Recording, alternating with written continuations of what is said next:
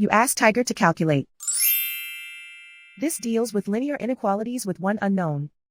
The final result is x greater than -3. Let's solve it step by step. Group all constants on the right side of the inequality. Subtract 7 from both sides.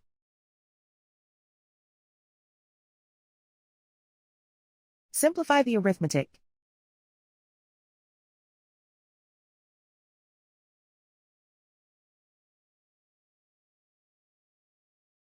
Isolate the x.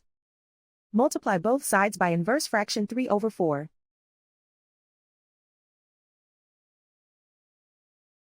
Group like terms.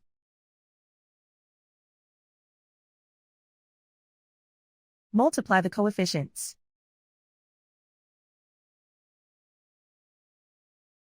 Simplify the fraction.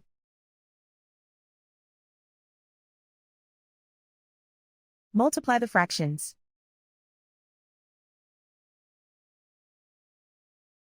Simplify the arithmetic.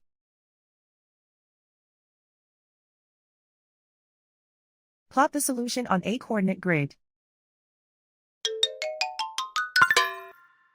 And so the final result is x greater than -3.